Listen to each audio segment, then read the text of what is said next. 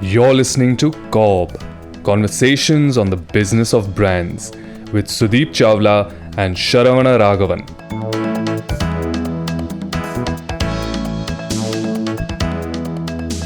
A couple of episodes ago, you made a promise.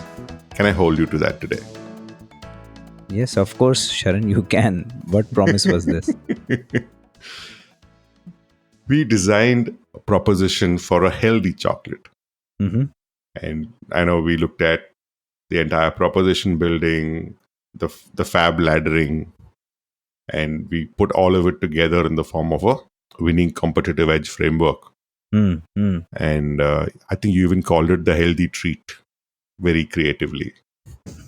I can't miss the sarcasm in this one. Huh?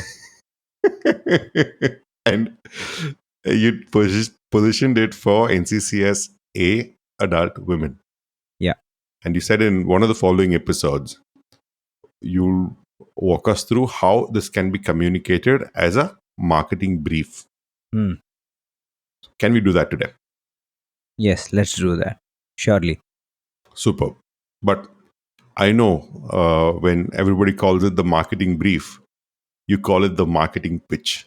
Hmm. Can we start with that? Why is it a pitch and not a brief? Okay. So, when you brief somebody, when you say you are briefing somebody, you assume that you have significantly more knowledge, and the other person is somebody whom you would want to give it down to. So, it is almost like, thinking that the person receiving the brief is possibly beneath you. However, my vision of a marketing and marketer is that their job is to create conviction within themselves and in the entire world or the ecosystem around them. So, therefore, whenever I think of a brief or any kind of meeting, I believe that a marketer is always pitching their ideas, Mhm. regardless of whether it is their subordinates, their superiors, their bosses, their agencies, or the consumers. So, therefore, I call it the marketing pitch framework rather than the marketing brief framework. I think that's a wonderful perspective because instead of telling people what you expect them to do, to getting their buy-in by pitching it to them, I think it's a wonderful perspective for all marketers to carry. I'm glad you liked it. I do. I like the perspective of it because it kind of brings a sense of humility in the marketing people, and we're not necessarily known for humility, are we? Correct. I'm sure you aren't. And getting back on track, we Mm. said it's a healthy chocolate. Yeah. Now, how are we communicating the proposition that you built in a couple of episodes ago Hmm. to the other stakeholders? Okay. So you in one of our very early episodes, Sharon, we spoke about branding before marketing. Hmm. Yeah. And that is how we have followed through via our frameworks. We did branding and then we are getting into marketing. Right. Just to recapture some of the decisions we took, during the branding exercise was that we said that we are getting into healthy chocolate. We will work with all the stimulus, all the category drivers, etc., which trigger the consumption of chocolate. Hmm. And we will present the consumers with an option that is healthy as well as tasty. Our decided proposition was that we said we are offering perfect trinity, Right. yeah, for their treat occasions. And what was this trinity about? It was about good portion control, great ingredients, and greatest taste. Right. Yeah, so good, greater, greatest. So that is how we wanted to pitch to them. Yeah. And we were not talking to core consumers of this. We were talking to a small portion of them, which I believe would be the growth consumers for years to come. Right. And the way we had defined growth consumers were people who will contribute significantly to the incremental growth of the brand. They might not contribute significantly to today's revenues of the brand, yeah, or the category. Right. So that is the, possibly making sure that all of us are on the same page where we started from. Let's go ahead. Hmm. So this one, Sharon, what we have to think about is that you're talking to people, you're pitching to people who are going to create some kind of communication around it. And this communication could be meant for any medium. For a traditional medium like radio, cinema, outdoor, or TV, or any kind of digital medium, it could result into a static or a GIF or an interstitial or a digital film. Right. But in all of these are aimed at doing something. They are aimed at creating some kind of consumer behavior which results into some kind of business for the brand that is investing behind it. Fair. And hence it is critical that our listeners are able to appreciate the fact that all of this entire journey and this entire linked relationship of what they are doing and how does it get linked to the business, all of this has to be made visible to them when you are pitching the idea to them. Okay. And therefore today's episode, the framework that we are talking about, the marketing pitch framework, captures all the necessary ingredients which will allow you to pitch all of this to any party that is on the other side. In this Got it. case, it could be an agency or it could be any of your colleagues, friends, investors, anybody. Right. Yeah. So, therefore, let's go on this discovery. So, part of it is about recapturing what we have decided. So, we first start with consumer side. On the consumer side, we say what is the chosen consumer profile. And then, as I said earlier, the chosen consumer profile for us is NCCSA adult women. Right. Yeah, when we say adult women, for people who don't understand this term, adult is 25 to 40, 45 kind of a age bracket. So that is the women that we are talking about. And what is the proposition? What is the brand promise? Brand promise is the perfect trinity, good portion control, great ingredients, and greatest taste. Right. Yeah.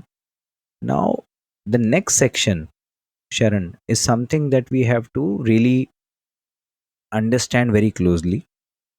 This section details for anybody who's trying to understand the brand what is the expected change in consumers Hmm. after this communication.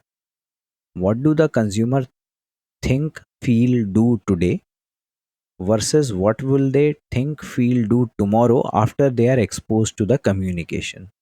Right. Perfect. So, therefore, this showcases the change in thinking which comes from your head, Mm-hmm. therefore your feeling which comes from the heart, and therefore the doing which comes from the hand. It captures the entire journey and therefore allows the agency or any other creative partner to choose where is it that they want to over index the most to create the desired behavior. Wonderful. Yeah. So let me illustrate this by taking an example of our brand, which is Healthy Treat. Mm-hmm. So we said that before the campaign, the consumer would think, and because we're talking about the women, so Mm-hmm. she would think, I wish there was a healthy chocolate on offer. Yeah, they encounter many occasions which trigger the need to consume her chocolate. Now, because she is watching her weight, she is watching her health, she constantly wishes that there was a healthy chocolate on offer, because in this day and age, there is almost everything has a healthier version that is available. But she feels that a chocolate can either be healthy or be tasty. It's binary. Yes, it's a binary thing, and that is something which has been created in our head by some of the incumbents who started this category. And therefore, what she does, unfortunately, she consumes regular chocolate and she feels guilty about it. Yeah, so that's the journey. And Right. ideally, you are not supposed to craft this journey on your own. You're supposed to go do consumer immersions, understand this, and then come back and write this down. But I'm Right. For this purpose, hypothesizing. let's assume you already visited the consumer. Yes, I'm hypothesizing on behalf of consumers, Right. partly because I am of the same age and because I see female around me doing the same thing, and Are hence you this is the sure? suppose. You sound 20 years older than the target audience anyway. No, there is an upper bracket of 45 as well. Don't forget that. Okay. So once the and here we don't know the communication yet. We don't know what the communication would say, but we know that the communication would give the brand promise. Yeah, the trinity. So therefore you assume that this trinity lands with the consumers, and hence what is the post campaign impact? Post campaign, the consumer would think a chocolate that's healthy and tasty sounds like a great idea. Therefore they feel that I definitely want to try a healthy and great tasting chocolate. Gives them a compelling reason there. Yes, you give her a compelling reason, trigger intrigue, and therefore make her feel that she wants to try. And therefore, what she does, she tries out the healthy treat. What I've written there is she also discovers the delight of portion control, because I believe that that is a more of a discovered benefit at a behavioral level, and hence my pack that I do would have to trigger that portion control at that level on the pack itself. The pack would have to do a harder job. As a discovered benefit, it means that they don't buy it because they understand the benefit. They discover this after they made the purchase. Yeah, so this becomes my what I call as tertiary benefit. Right. Yeah, so my communication possibly will talk about ingredients, healthy and taste, and portion control becomes a discovered benefit once they get it.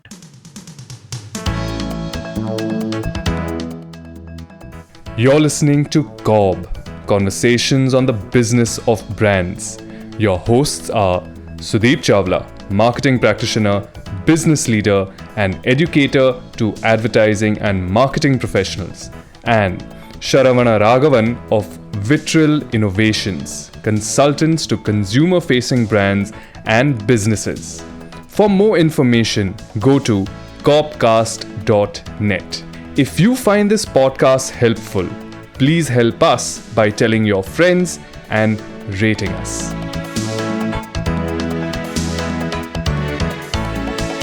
So this becomes one part of the record that I want to create. The second part is looking at the consumer side. So what we did was we looked at the consumer and the brand side, and we put those down. Now when the agency is trying to think through where is it that this communication is going to be seen by the consumer, it is important that you create a consumer decision making journey for them.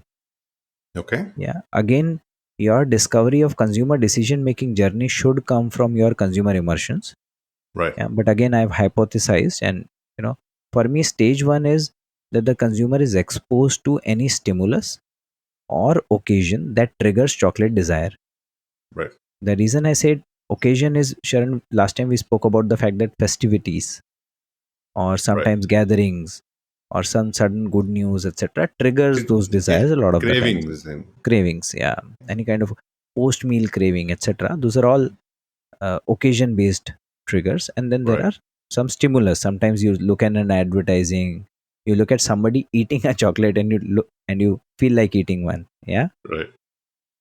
Sometimes two people are talking about chocolate over a podcast and you feel eating like one. So all of those are stimulus. So Right. stage 1 is triggering chocolate desire.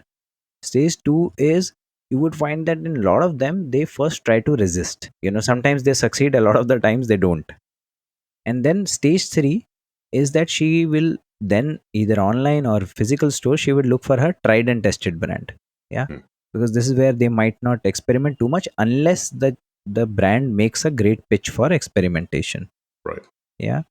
Stage 4 is where the consumption comes in, and that is where also she decides to have just a little bit but ends up having more than she thinks she should have.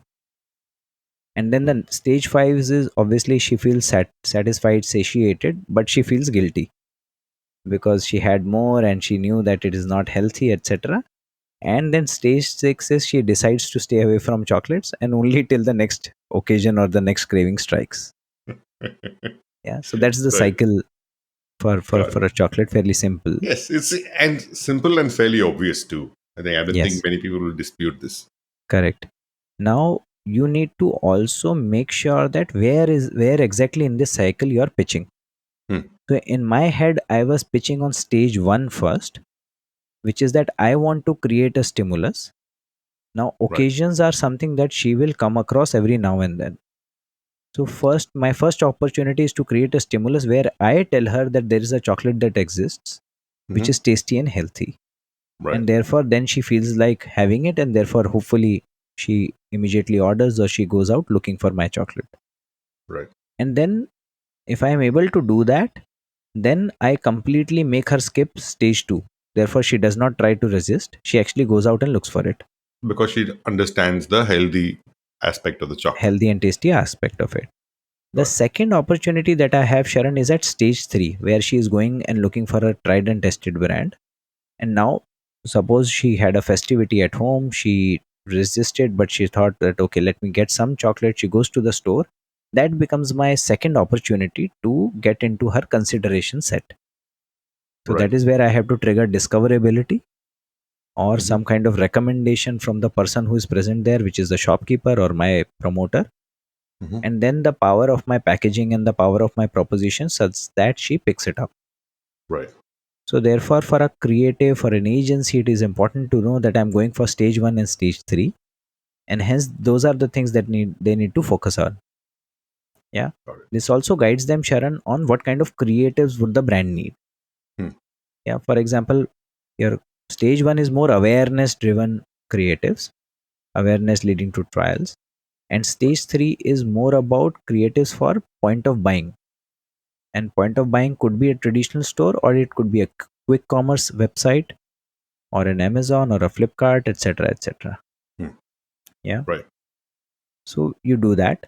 Now, once you have captured this and you've given clarity as to where the creatives will be deployed, Hmm. then you have to tell them that how does this link with my business objective? Why am I doing what I'm doing or what I'm suggesting? So Correct. what is my business objective? You give it go to it three stages.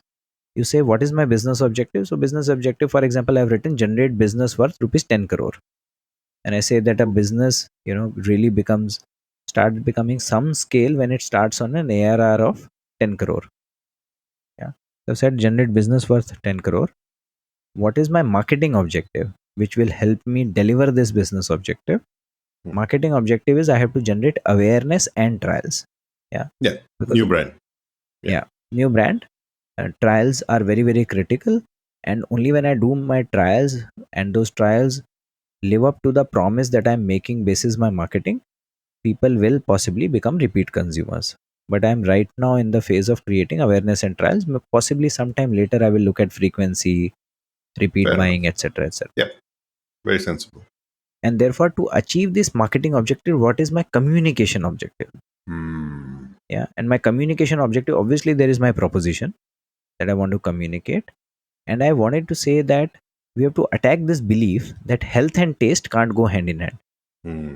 Right. Yeah. You're breaking the presumption of it being binary, which Correct. we discussed earlier. Hmm. Correct. And this was tying it back to the branding framework, Sharon. Hmm. This was stated as one of the barriers also. Right. Yeah. So therefore, I'm solving for some kind of a category barrier and creating a niche for myself. Yeah. And I bust a myth and then I present them with an elegant solution which hopefully lives up to the brand promise. Perfect. Perfect. Yeah. So that's what there is to it. That's it. Once you've done this, you now have sufficient ingredients to be able to pitch your idea to anybody. You have the whys lined up, you have the route to business lined up, you have your proposition in place. Now from here on, you convert this into some kind of a creative output format, and then you put this on the relevant media landscape, and hopefully reap the rewards after that. Awesome. I think that's amazing. I think that kind of beautifully rounds up the thinking we had, or rather you had in the previous episode. And to then articulate that and sell the conviction, rather pitch the conviction, like you said, to the other stakeholders. I think it makes a lot of sense. And I think the best part about this is that it sounds very commonsensical. And that's where the beauty is, because there are no doubts when you put it this way. And a very simple thing that I would say possibly is that most of what you would do in any of these frameworks, branding or marketing, would definitely be commonsensical, but should be completely, tested and articulated by consumers. I completely agree. I think thank you for putting this together, because not just the narrative and the discussion over what you've done, but also in the show notes, I think people are going to get a goldmine of information to say how they can brief their ideas, how they can convert their ideas and their vision into a pitch document. I think that's extremely critical, because I believe marketing is in the business of creating change and transference of idea. Hmm. And like I keep saying, marketing's job is not to solve the problem, but to identify and frame the right problem. And this is about asking people for help, pitching it to people and saying, help me solve this problem. And I think this is the most critical part of any marketer's job. I just hope that our listeners find it useful, and I would invite them to share any kind of feedback, comment, suggestions that they might have after they've had a look at the framework in the show notes as well. Absolutely. But before we wind this up, I know you have a bit of a legend in the way you brief different agencies and stakeholders. So if you were to brief the agencies on your healthy treat, how would you do it? So, you're making it sound a little more grandiose than it actually is. But, my preferred way of pitching is that, while I create all of these documents give me great amount of clarity of thought and give me enough ingredients to, make sure that whatever I'm pitching sounds convincing and logical. Mhm. After that, what I usually like to do is I don't like to expose any of these documents to any marketing partner that I'm talking to. Oh, wow. Why is that? I like to tell them a story. Okay. So my intrinsic belief is that from the very childhood, all of us are trained to listen to stories, be interested in them, and then, get inspired or take out lessons, etc., from them. Right. So therefore, I arrange it in my head in a manner such that I'm able to tell a story out of every brief. Hmm. And then, at the end of the story is when I tell them that this is what I want you to do. And then I hand this document over to them later, so that when they are Mm. thinking about the story, they have the document in their hand and they know that they will not miss out on any important detail that was given out in the story. If I was briefing an agency on this particular, you know, document that we created, Mhm. I would possibly start by saying that imagine a woman of about 35-year old. She has a kid who is about 5 or 6 year old, and the woman therefore leads a very very busy life. She has a career to manage. She has a kid, and who in itself is a full time job, and therefore she is running two full time jobs beside being a daughter, a sister, and a wife.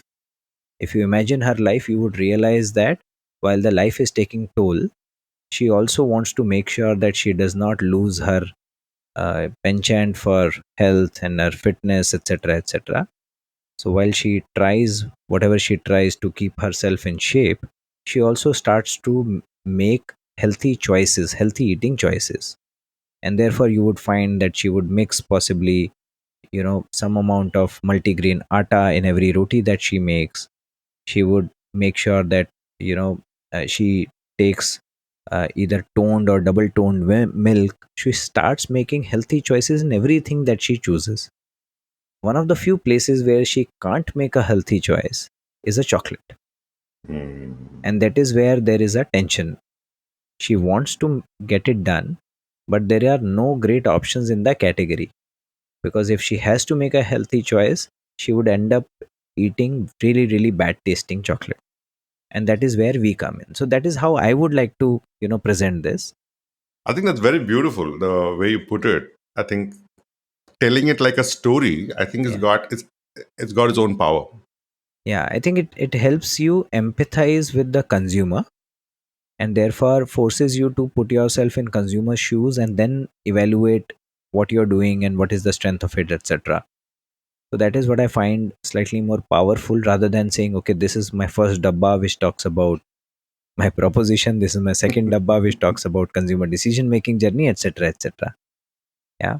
That's So amazing. I think we go back to even one of the earlier episodes where you say you're not a big fan of frameworks, hmm, and then we walk through framework. I think this is the most powerful statement, right? Because frameworks are there for for the first person, as in the marketing manager, the brand owner, to organize their thoughts, not necessarily use it to dispense their thoughts with, hmm, but to organize their thoughts first and then own it and then sell it to the others.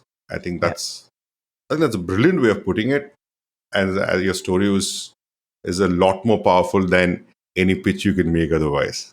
yeah, yeah. And Sharon, see, we marketers are in the business of creating conviction. If you Right? can't give a convincing pitch about what you want to say for 5 to 10 minutes, how do you expect the world to believe your story?